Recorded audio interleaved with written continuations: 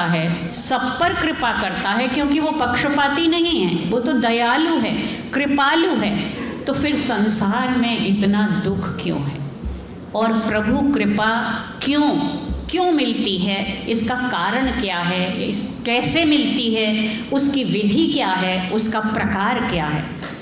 पहले कोई भी चीज़ पाने के लिए, आज भी देखिए स्कूल हैं आपके, कॉलेज है, यूनिवर्सिटी है, एडमिशन से पहले क्या करना पड़ता है?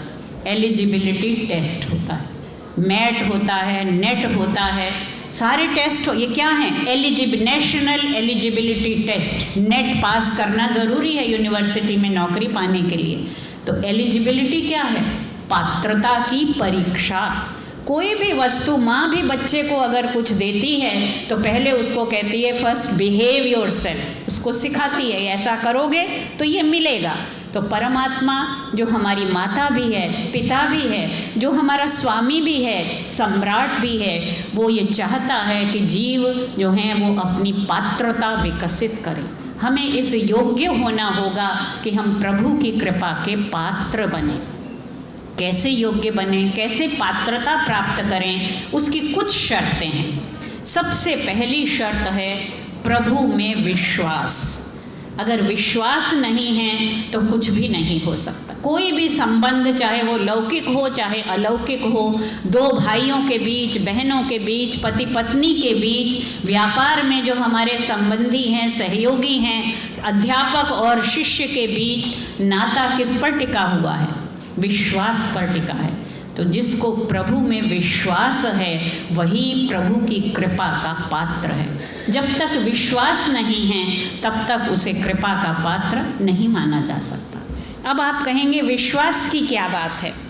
विश्वास के लिए एक हमारे दो शब्द हैं, एक है आस्तिक और एक है नास्तिक। अक्सर समझा जाता है आस्तिक वो है जो ईश्वर के अस्तित्व में विश्वास रखता है, नास्तिक वो है जो ईश्वर के अस्तित्व में विश्वास नहीं रखता। थीस्ट और एथीस्ट दोनों शब्द हमारे दर्शन में चलते हैं। लेकिन मनु ने कहा कि आस्तिक का एक और भी स्वरूप है। उन्होंने कहा नास्तिको वेद निंदकः, जो वेद की निंदा करता है वो नास्तिक है। तो अर्थ क्या हुआ? जो वेद को प्रमाण मानता है वो आस्तिक है। पाणिनि का सूत्र आया, अस्ति नास्ति दिष्टम मति। है कुछ लोग कहते हैं वो आस्तिक हैं, नास्ति नहीं है ऐसा कुछ लोग कहते हैं, दिष्टम भाग्य से सब कुछ होता है ऐसा भी कुछ लोग कहते हैं। तो अनेक मत हैं। पहली शर्त है कि प्रभु में विश्वास हो। हमारे एक नैयायिक आचार्य हुए हैं उदयनाचार्य, मिथिला में उनका जन्म हुआ 10वीं शताब्दी में।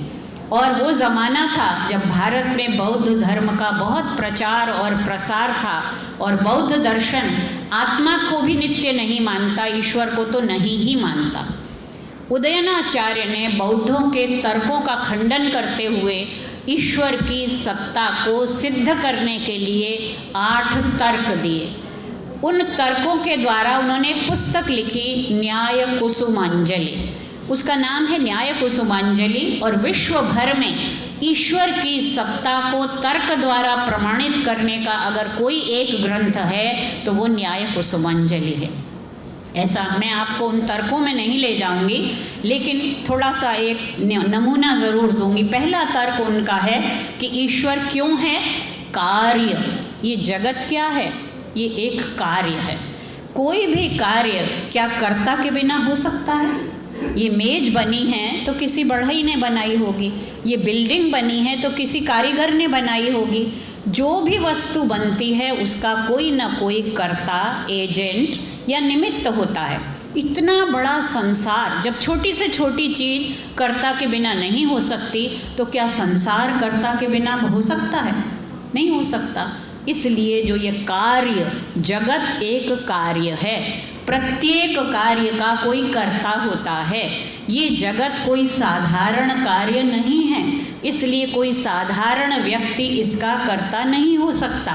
इससे सिद्ध होता है कि ईश्वर है और वही इस जगत का कर्ता है। ये पहला तर्क है। 8 तर्क हैं, उनमें नहीं ले जाऊंगी। मैं जो बताना चाहती हूँ आस्तिक और नास्तिक की बात। एक बार, क्योंकि उदयनाचार्य मूर्ति पूजा करते थे, उनके लिए ईश्वर साकार और सगुण था, वो पहुँचे जगन्नाथपुरी में दर्शन करने के लिए और उस समय मंदिर के पट बंद हो चुके थे। तो उदयनाचार्य के नाम से एक श्लोक प्रसिद्ध है, एक कहानी प्रसिद्ध है कि उदयनाचार्य को क्रोध आया कि जब बौद्ध जन बैठे होते हैं तब मैं तो तुम्हारी सिद्धि करता हूँ, तुम्हें तो वो मानते ही नहीं है, और अब मैं तुम्हारे सामने हूँ और तुम अपना पट बंद करके बैठे हो। ऐश्वर्य, वो ईश्वर को चैलेंज कर रहे हैं उदयनाचार्य, ऐश्वर्य मद मत्तोसी माम अवज्ञाय तिष्ठसि। अब तुम ऐश्वर्य के मद में इतने मत वाले हो गए हो कि मेरी भी उपेक्षा कर रहे हो। मैं कौन हूँ? समायातेषु बौद्धेषु मद अधीना तव स्थिति। जब बौद्ध लोग आ जाते हैं तब तो तुम्हारी कहीं सत्ता ही नहीं रहती, उस समय मेरे अधीन तुम्हारी सत्ता रहती है। तो ईश्वर है, उसकी सत्ता कैसे सिद्ध की जाए? ये उदाहरण मैंने दिया अनुमान प्रमाण से, क्योंकि ईश्वर का साक्षात रूप में निर्गुण और निराकार ईश्वर का दर्शन नहीं हो सकता। और हम लोग क्योंकि ईश्वर को निराकार मानते हैं, निर्गुण और सगुण दोनों मानते हैं, क्योंकि वो कृपालु है, दयालु है, न्यायकारी है, सर्वशक्तिमान है, सगुण है, निर्गुण भी है, लेकिन निराकार है। निराकार का साक्षात प्रत्यक्ष दर्शन नहीं हो सकता, अनुमान से उसकी सिद्धि होती है। तो पहली बात, प्रभु में विश्वास होना चाहिए, तभी उसकी कृपा का हमें अनुभव होगा। कृपा तो बरस रही है, ईश्वर न्यायकारी है। आज भारत में न्याय व्यवस्था है, हम सब न्याय व्यवस्था में विश्वास करते हैं, अविश्वास का कोई कारण नहीं है। लेकिन न्याय कब और किसे मिलता है? अगर कोई व्यक्ति न्यायाधीश को, न्यायालय को अपशब्द कहे, उनकी अवमानना करे, तो उसके लिए न्यायालय का कोई निर्णय काम नहीं आएगा। पहले आपको न्यायालय की न्याय व्यवस्था में विश्वास करना होगा। तो प्रभु में विश्वास पहला चरण है कि प्रभु जो निर्णय लेते हैं, जो व्यवस्था उन्होंने चलाई है, वो व्यवस्था सर्वथा युक्ति युक्त है, न्यायपूर्ण है, उसमें किसी प्रकार का पक्षपात, राग, द्वेष नहीं है। जब किसी व्यक्ति पर हमें विश्वास होता है तब उसके प्रति क्या उत्पन्न होती है? प्रीति उत्पन्न होती है। बिना विश्वास के प्रीति नहीं टिकती है। तो प्रभु विश्वास के बाद प्रभु से प्रीति होती है। और प्रीति के लिए जब हम मंत्र करते हैं, प्रार्थना के मंत्र प्रतिदिन पढ़ते हैं, सनो बंधुर जनिता सविधाता धामानि वेद भुवनानि विश्वा। वही हमारा बंधु है, वही हमारा उत्पन्न करने वाला है, वही हमारी माता है, वही हमारा पिता है। त्वं भी नः पिता वसो त्वं माता शतक्रतो बभूविथ। तो वही हमारी माँ है, और माँ और पिता से प्रीति दिखाई नहीं जाती, बोली नहीं जाती, वो स्वाभाविक होती है। प्रभु से विश्वास हो, प्रभु पर विश्वास हो, उसकी व्यवस्था पर विश्वास हो, प्रभु से प्रीति हो, तो उसके बाद क्या होता है? प्रभु तक पहुँचने के कई रास्ते हैं। हमारे शास्त्रों में 3 प्रकार के मार्ग बताए ही गए हैं। ज्ञान का रास्ता है, कर्म का रास्ता है और भक्ति का रास्ता है। गीता में इन तीनों का विशद वर्णन किया गया है। और महर्षि दयानंद के जीवन में ये तीनों चरितार्थ होते हैं। हमारे एक से एक बढ़कर दार्शनिक हुए हैं। आदि शंकराचार्य की अभी अभी जयंती मनाई गई। वो कहते हैं ज्ञान से बड़ा कुछ भी नहीं। वो कर्म का एक प्रकार से उसे नीचा मानते हैं ज्ञान से, कि कर्म के द्वारा मुक्ति नहीं मिल सकती, मुक्ति तो ज्ञान से ही मिलेगी। लेकिन ज्ञान को चरम साधन मानते हुए भी शंकराचार्य महान भक्त थे। भक्ति उनकी ऐसी अटूट थी ईश्वर पर कि उसमें कोई संदेह नहीं है। और महर्षि दयानंद जो ज्ञान की अकूत संपत्ति और स्रोत थे, जिनका सारा जीवन कर्म करते हुए एक कर्मठ सन्यासी के रूप में बीता, ऐसे महर्षि दयानंद भक्ति के एक निदर्शन के रूप में हमारे समक्ष उपस्थित होते हैं। आर्याभिविनय उनका ग्रंथ उठाकर देखिए तो उनका भक्त हृदय कैसे छलकता है ईश्वर के प्रति भक्ति भाव से, वो हम देखते हैं। ये जो स्तुति ईश्वर की स्तुति, प्रार्थना, उपासना, ये जो 8 मंत्र उन्होंने निर्धारित किए, इनमें उसकी भक्ति का स्वरूप और उसकी भक्ति का सोपान उन्होंने एक प्रकार से दे दिया। स्तुति क्या होती है? स्तुति होती है दोषेषु दोषारोपणम गुणेषु गुणारोपणम। जो जिसका स्वरूप है उसका उसी प्रकार से कथन करना, ये स्तुति है। आर्य समाज के दूसरे नियम में जब ईश्वर के गुणों का, के स्वरूप का वर्णन किया, ये ईश्वर की स्तुति है। लेकिन केवल स्तुति करने से ईश्वर की, प्रभु की कृपा नहीं मिल सकती। अगर हम रोज उठकर आर्याभिविनय के मंत्र पढ़ते रहें और आर्य समाज का दूसरा नियम जीवन भर बोलते रहें, लेकिन बोलने के बाद जब हम नीचे उतरें या बाहर निकलें तो हमारा जीवन अपने उसी ढर्रे पर चल रहा है, प्रभु की कृपा नहीं मिल सकती। महर्षि ने प्रभु की भक्ति को भी एक वैज्ञानिक व्याख्या दे दी है और ये सिद्ध कर दिया कि केवल स्तुति, केवल कीर्तन करने से, भजन करने से कुछ नहीं होगा। जब तक हमारा जीवन परिवर्तित नहीं होगा तब तक स्तुति आवश्यक है। स्तुति क्यों ज़रूरी है? ये जानना ज़रूरी है कि ईश्वर का स्वरूप क्या है, ईश्वर में कौन कौन से गुण पाए जाते हैं। ईश्वर के गुणों की स्तुति करना भी ज़रूरी है, क्योंकि हम स्तुति करेंगे, बार बार याद करेंगे, तो उन गुणों को अपने भीतर उतारने का हमें कहीं ना कहीं एक संदेश मिलता रहेगा। लेकिन स्तुति के बाद उन्होंने कहा प्रार्थना।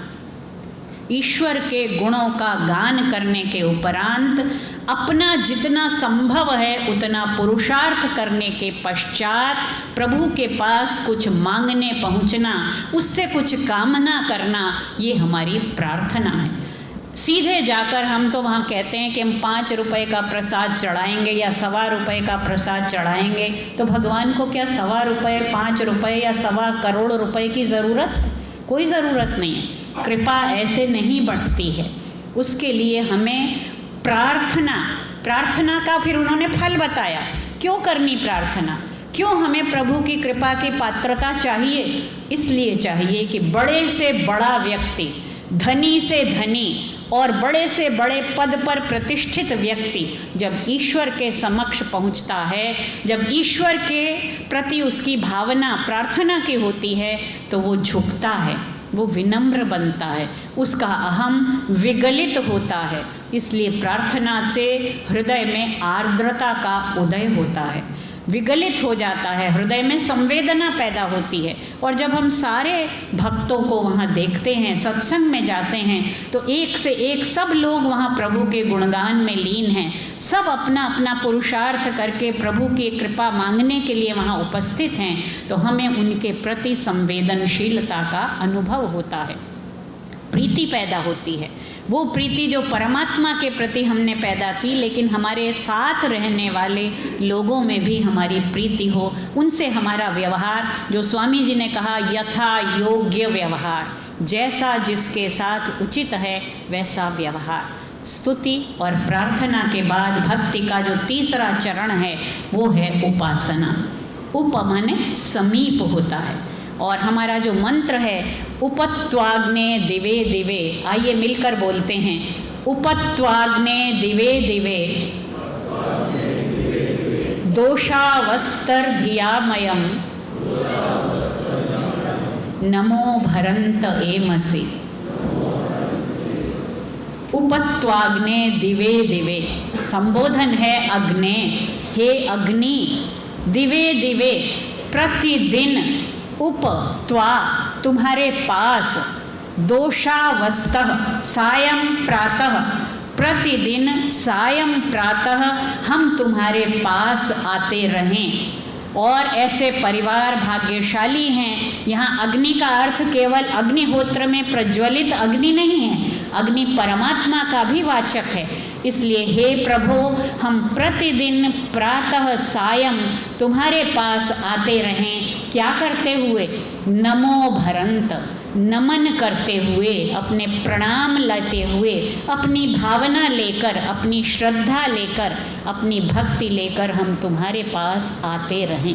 उप शब्द लगा हुआ, उपत्वाग्ने उप एवसि, हम तुम्हारे पास आते हैं। पास कैसे आएंगे? प्रभु कोई स्थूल साकार व्यक्ति नहीं है कि हम उनके पास पहुंच जाएंगे। पास पहुंचना कई प्रकार से हो सकता है। भौतिक दृष्टि से हो सकता है पास पहुंचना, मानसिक दृष्टि से हो सकता है और आध्यात्मिक दृष्टि से हो सकता है। पहले मन को भौतिक जगत से अंतर्मुख करते हुए मानसिक रीति से हमें अंदर पहुंचना है और फिर आध्यात्मिक रीति से प्रभु के पास पहुंचना, ये उपासना है। तो स्तुति, प्रार्थना और उपासना के द्वारा प्रभु भक्ति के इस प्रकार से हम प्रभु के प्रति अपनी पात्रता, अपनी श्रद्धा विकसित करते हैं।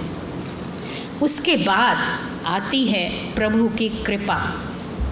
अब प्रश्न उठता है, क्या प्रभु की कृपा अकारण बरसती है या कोई कारण होता है? आप में से प्रत्येक ने अनुभव किया होगा जीवन के किसी न किसी क्षण में, जब सब तरफ से घनघोर अंधेरा लगता है कि जीवन में कुछ नहीं बचा, बस अब नहीं हो सकता कुछ भी।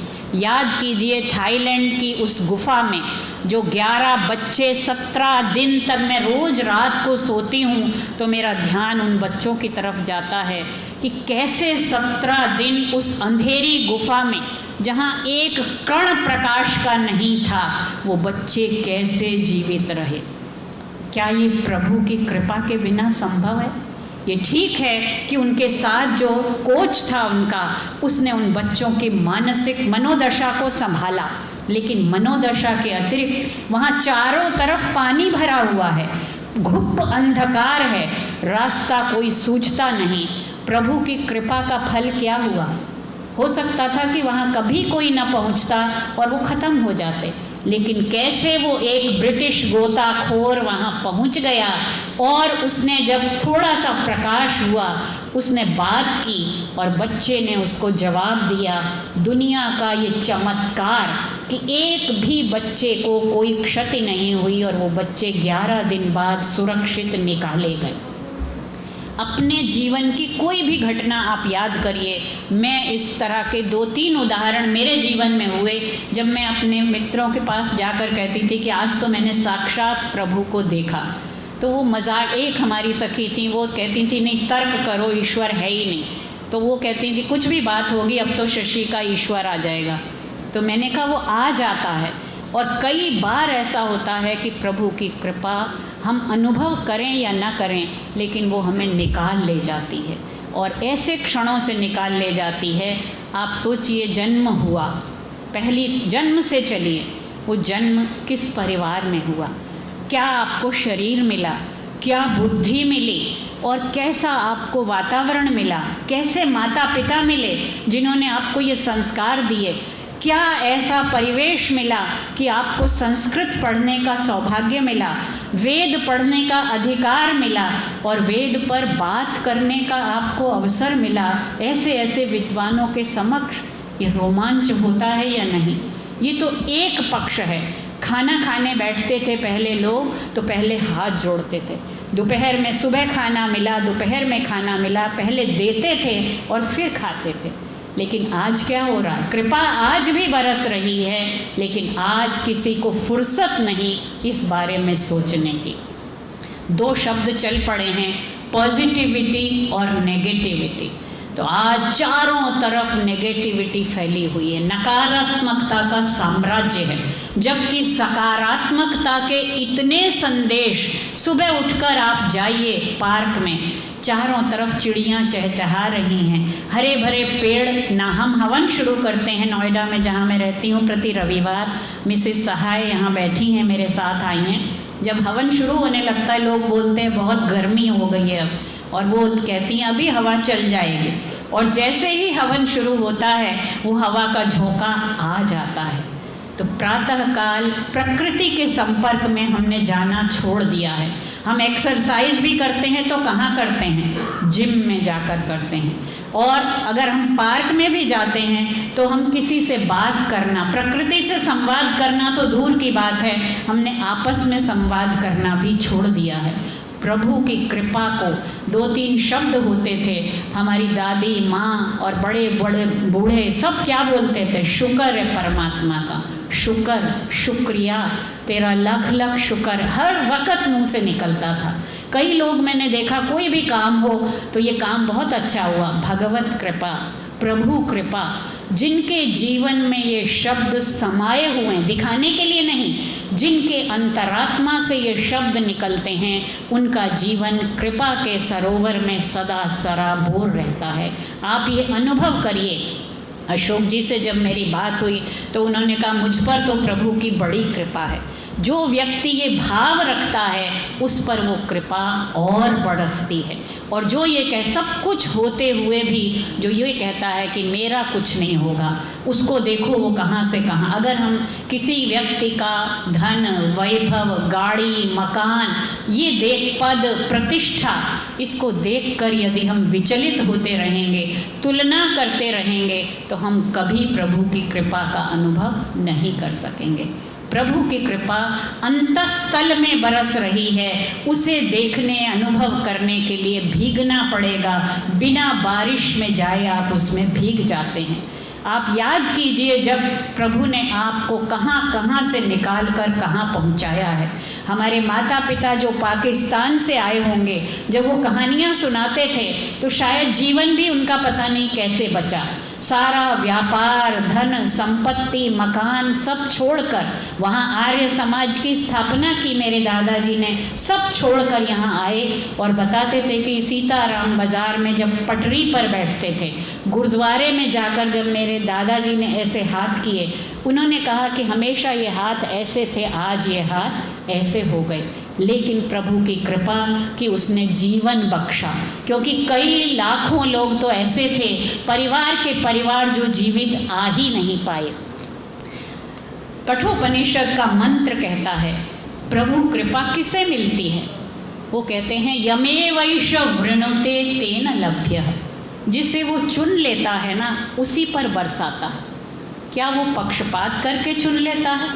क्या उसने किसी को चुन लिया कि मैं इनको ज़्यादा दे रहा हूँ, इनको कम दे रहा हूँ? कोई भी न्यायकारी शासक, कोई भी अपने कर्तव्य के प्रति सजग न्यायाधीश ऐसा नहीं करता। जब लौकिक पुरुष ऐसा नहीं कर सकता तो परमात्मा ऐसा कैसे कर सकता है? यमे वैश वृणुते, जिसको वो चुन लेता है उसी पर कृपा बरसाता है। तो चुनता किसको है? चुनता उसको है जो उसकी सुनता है, चुनता उसको है जो उसे अनुभव करता है।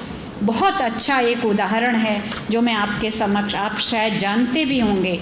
एक टेनिस प्लेयर हुए हैं आर्थर एश, शायद आपने देखा हो। जिन्होंने नहीं देखा वो आप इंटरनेट में जाइए। एक तो उनका नाम है आर्थर एश और वो एक फर्स्ट ब्लैक मैन थे जिन्होंने टेनिस में विंबलडन जीता और यूएस ओपन जीता, ऑस्ट्रेलियन ओपन जीता।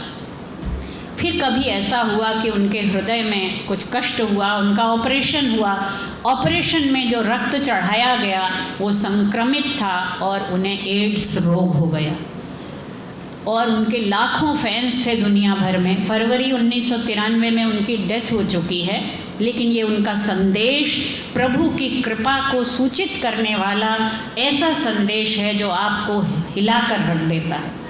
किसी फैन ने उनको लिखा कि why did God had to choose you for such a disease.